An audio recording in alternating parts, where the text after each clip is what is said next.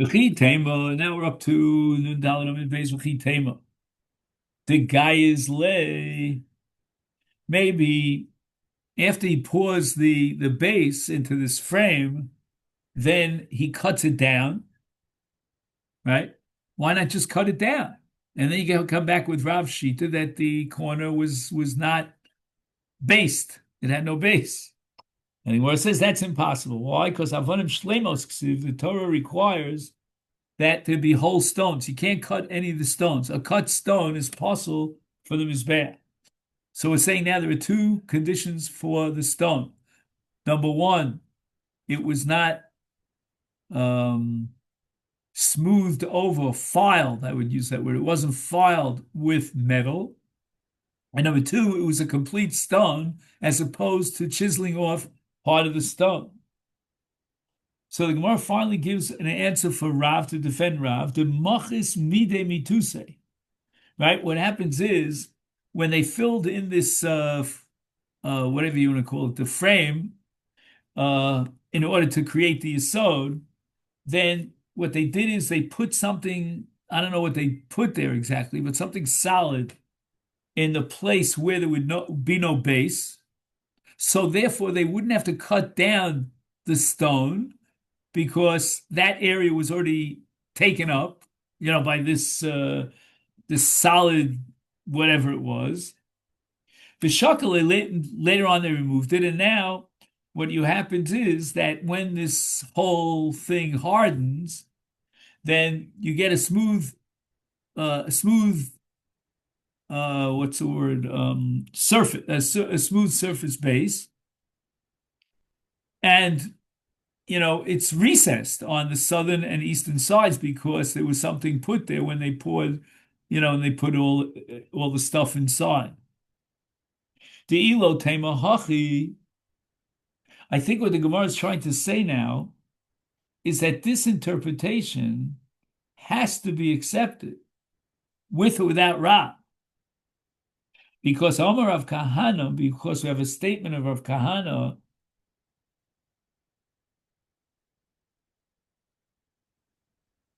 Avonim shel kronos chalulos hoyu. Okay, so now we're talking about the chronos of the Mizbeach, which was the last Amma on top, after the nine to 10, right? And according to Rav Kahana, Halulos Hayu.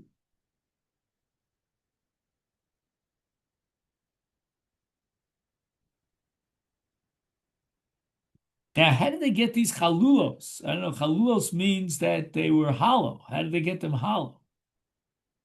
So Rashi seems to say here that apparently they were on the surface level of the horns of the Mizbeach, there were holes. And these holes extended down into the body of the horns, and that would enable, of course, the dam of chatos, right, to drip into the horns, be absorbed inside the chronos, inside the horns. Tichsiv umilu umolu kamizrak. What's that? Where is this pasuk? Oh, it's a pasuk in Tanakh. Okay, umolu kamizrak kizavios mizbeach. It was filled in like a bowl, like the corners of the mizbeach. Now, what's he comparing to the corners of the mizbeach? That I don't know.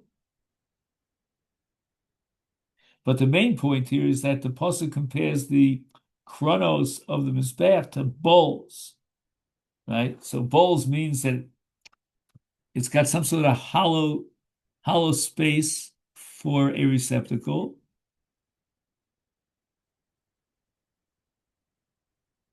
Again, right now we're focused on the chronos. But what about the rest of the Mizbeach? So that's why I think he's going to address now. He says, Hachinami here too, Avonim Shlemos Omer Achmona. Right, the Torah says that as we saw before, the Mizbeach has to be made of whole stones. Nothing else will do. You couldn't chip off the stone. Now, the question is, how did they get these holes? I mean, the holes in the chronos, in order to get the dam going down, they had to be man-made. If they were man-made, then you violate the halacha of avonim shlemos. Ella, but we have no choice to say, but to say the moches midimi to say. In other words, it wasn't that he chiseled out holes in the chronos, in the stones that were used for the chronos, but rather he would put something there, like a filling, like a tooth filling, that was solid, and that was something that would be a temporary clog up, so to speak, so that the holes would remain intact, and then he would remove that extra solid, that solid stuff afterwards. And Hachinami here too, with regard to the Mizbeach, is Machas Mini Vituse V'Shakul. He would put something there for that Amma in the corner, and then he would remove it later. So he didn't have to chisel down the stone. So again, you have like all this cement stuff that we mentioned before that you're pouring, into this frame in order to make the chronos of the Mizbeach, but they put something solid, I don't know, strips or piece of wood between the stones, and then they would pull them out after the cement hardens. So there were holes that were left. In any event, now the Gemara had mentioned, we're going back now to Omid Aleph with regard to Shevet Binyamin, that Shevet Binyamin was the Ushpezichin, was the host for the divine Shechina. And that's called Bein Ksefav Shachen. Darash Rava. In other words, how was the location of the Mikdash determined?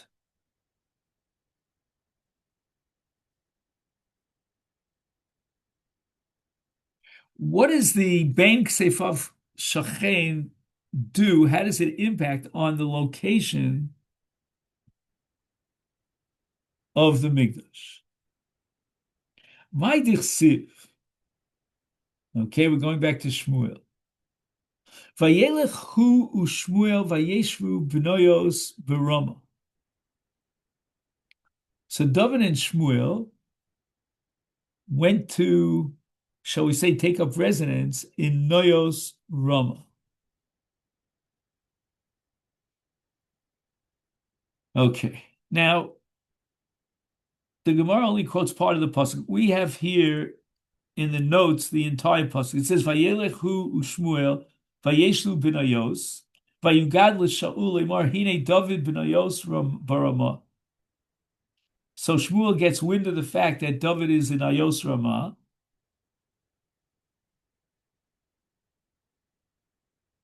V'chima inyan Ayos eitzel Ramah. Now what's going on over here? There's a place called Nayos. There's another place called Ramah. Why do you combine them together and say that that's where Shmuel and David went to? Ella, but we have no other choice but to say Shahayu Yoshvim bi Ramah, that David and Shmuel were residing in a place called Ramah. Ramah is the city where Shmuel made his residence. Shmuel resided. Be Oskim, so okay, that's Ramah, but what's Binoyov? Oskim Binoyov Shel Olam. Noi is an ornament that's made to beautify something. Like you can talk about Noi Sukkah, Noi Mizbeach. You can talk about any Chefetz Shel Mitzvah that has Noi, right? A beautiful esrog. And then the ultimate Noi is the Mikdash itself. So David and Shmuel were in the city of Ramah, but they were working on the Noi, meaning they were preparing for the building of the Beis HaMikdash, and that's called Benoi, or in plural Benoyos. It's very interesting that the name of Benoyos Barama is really two different meanings. Rama is the place where Shmuel lived. That's where David was working with Shmuel on Noyos, on the Beis Hamikdash. Uksiv. And the Torah says, I think it's in Parshas Re'eh, V'kamto v'alisa el hamakom, and then it says Asher Yivchar Hashem. Right? So this is a pasuk in Dvarim Perek Yud Zayin, and we make aliyah to the Makom Asher Yivchar Hashem, and that's the Har Bayis, where you shall the holiest part of Yerushalayim. Melamed, the word v'kamta, v'olisa, shebeis hamikdash gavoa mikol Eretz Yisrael. That olisa means wherever you came from Eretz Yisrael, you'd go up to the Har Bayis. The Eretz Yisrael, on the other hand, in comparison to all the other nations, all of the lands of the earth, is gavoa mikol aratzos. So imagine you're going to the highest land and then the highest point in that land. The only problem is, although all this was crystal clear to David and Shmuel, but there was one thing that was not too clear. Where exactly is this? Lo aviyadi duchte hecha. Now Rashi reinterprets this Gemara, and he says not that they didn't know where the place was. Obviously, they knew where the place was. I mean, David was living in Yerushalayim, right next to the Har Bayis. But rather, Rashi says they didn't know in whose shevet it was. Aisu Sefer Yoshua. So they opened up the book of Yoshua, Bekulo Ksiv, that with regard to Yehuda and the borders of Yehuda, it says V'yorad hagvul v'ta'er hagvul, or v'ta'ar hagvul. He translates it here as the border descended and ascended, and the border turned.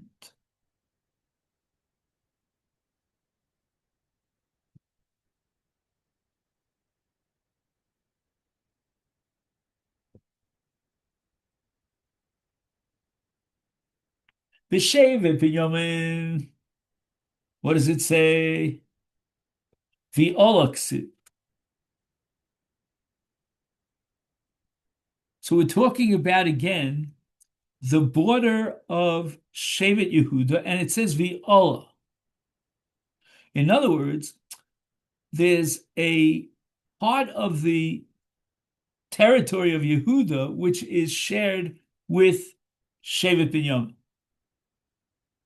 And this idea of V'ola repeats itself.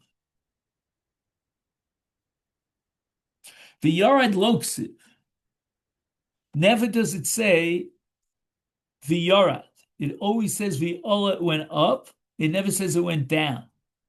It always ascended and never descended. Amri. So David and Shmuel are trying to analyze this. Why is it that the Psukim constantly, when it talks about Shevet Binyamin, it's V'ola, and with regard to Yehuda, it says V'yorad. Shma mina hacha hu makomo.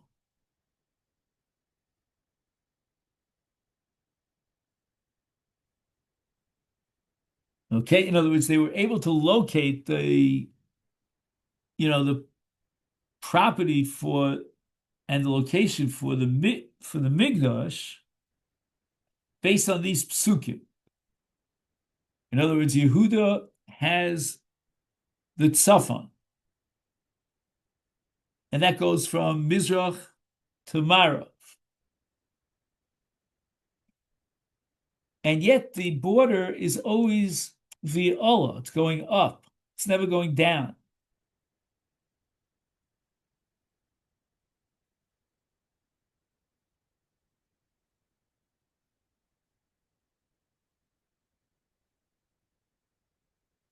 So there are a whole bunch of psukim here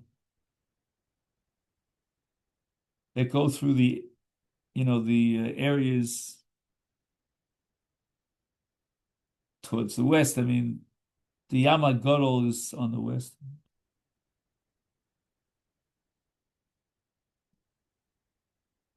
Oh, so he says that there's an area on the west where Binyamin's Binyamin is his shevet goes north and Yehuda goes west. So at that point, which is between the Yama Gadol and Kiryas Ye'orim, Yehuda has no border shared with Binyamin because Binyamin's border is at the north.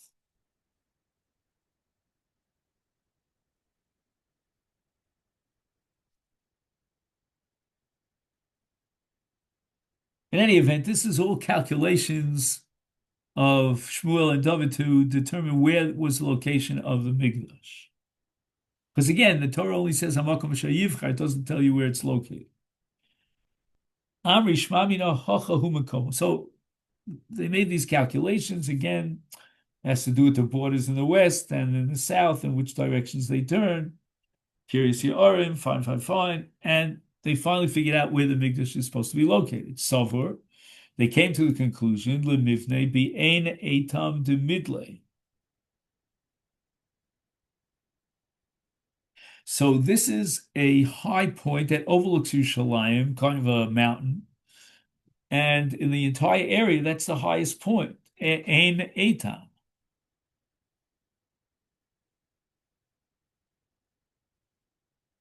Amri, and then they said, wait a second. Nitate Be Khalil Kirksiv. Maybe we're going up too high. Ubank Seifav Shachen. So let's not put the Migdash on the peak of the mountain, which is called Ein Etam.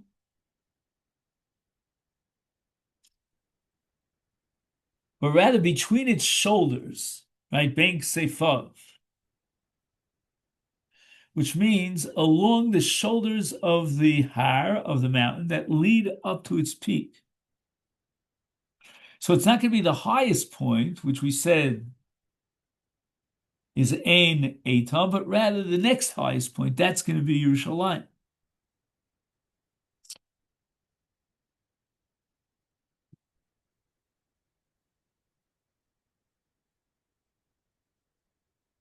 Okay, I remember, by the way, that the Rambam in Moreh Nevuchim has a whole discussion why the Torah never revealed exactly the location of the Beis Hamikdash. Anyway, Ibais Ema, another way of understanding the thinking of Shmuel and David is Gemiri de Sanhedrin B'Chelko Yehuda. They had a halacha Moshe Sinai, a tradition that was transmitted that Sanhedrin is the chelik of Yehuda, Shechina B'Chelko to Binyamin.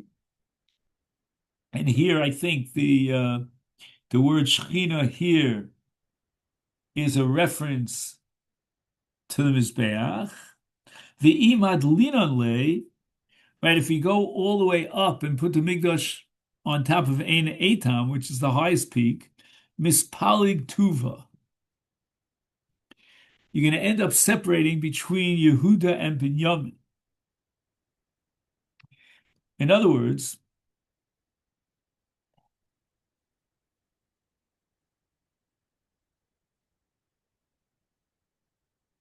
by more than the length of the Harabayas.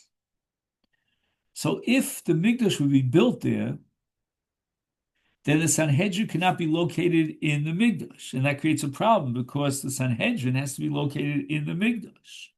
Because it says V'kam Tavo Lisa with regard to Sanhedrin. Right? That's a parsha in Dvarim, Yud Zayin, Ki Polei Micha Davar, etc., etc. V'kam Tavo Lisa.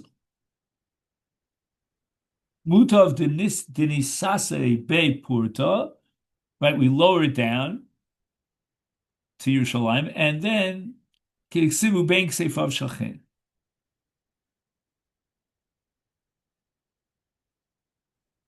So again, we said according to Rava, The name of the city where David fled is called Nayos Ramah, and that's an allusion to the fact that there, together with Shmuel, David investigated to discover and determine where is the site for the Mikdash. So Rava says, "Ve'al davar zen is kani doeg harmoni b'David." Right, Doeg was the contentious Doeg who was envious of David. And again, this has to do with the story of the destruction of Kohanei Nov, Kirchsivki Kinas Beischa Acholasoni. So David ends up in Nayos Ramah, and there he discovers the Makom HaMikdash, according to Rava. And that takes place during his flight. He was a refugee. He was flighting or running away from Shaul HaMelech. Shaul discovers where he is, and once again David has to flee. He stops at a city called Nov, a city of Kohanim. He asked them if there's food, and they gave him food. Shaul thought that they were rebelling against him, and they were supporting David, and therefore he came to Nov and massacred the city of Kohanim.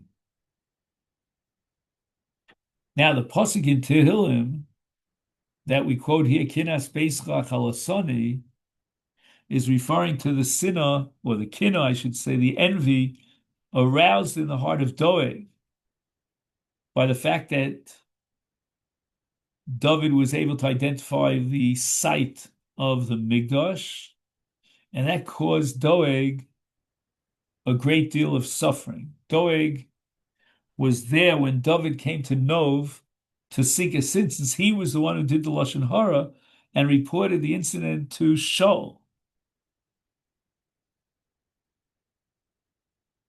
And basically Doeg, was the rotten guy who convinced Shaul that in the city of Nov, they were guilty of treason.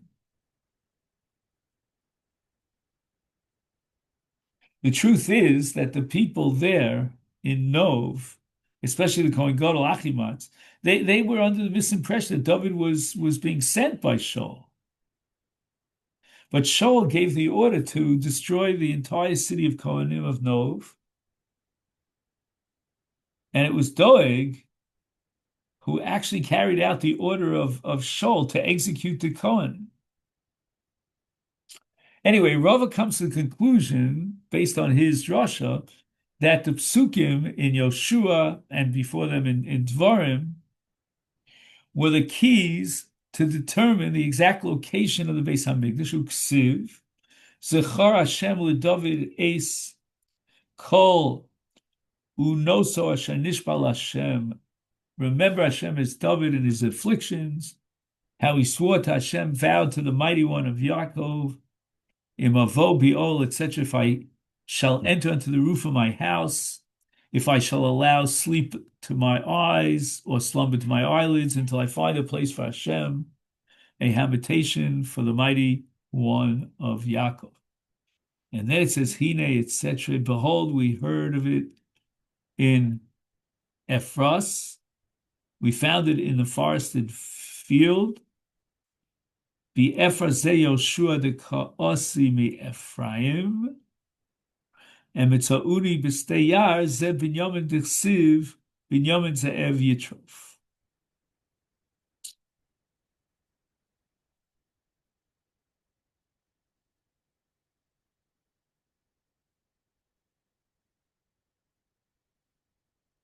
So the Mishnah says, Zivchei Shalmei Tzibur Vashamos, right? We have Shlomim of the Tzibur, which are brought on Chag HaShavuos, and the Osham. Elu Hein Hashamos, Hasham Gzelos, Hasham Eilos, Hasham Shivcha Charufa, Hasham Nazir, Hasham Mitzorah, Hasham Tolui, Shchitose Batzafon, and Kibul Dom B'chlisharis Batzafon, V'dom Tom Shtei Maton Shein Arba. Now we have different shitas exactly how they did that. V'necholim lifnim and akloim l'zichrei kahuna l'chol machal. Right, the Kohanim would eat the basar, and they could prepare it in any way they wished. L'yom v'layla chatzos, and like the chatos, we give them that day plus the night up until midnight. Now, up until midnight is a harchaka mirabanan because basically they could have eaten it the entire night. And this leads us to the Gemara here on Daf Nun Hey. So we'll stop here, and I'll wish you a great Shabbos Parshas Vayera. And if you get a chance, take a look at the Netziv in his introduction to Parshas Vayera. It's excellent. Kol Tov, have a great Shabbos.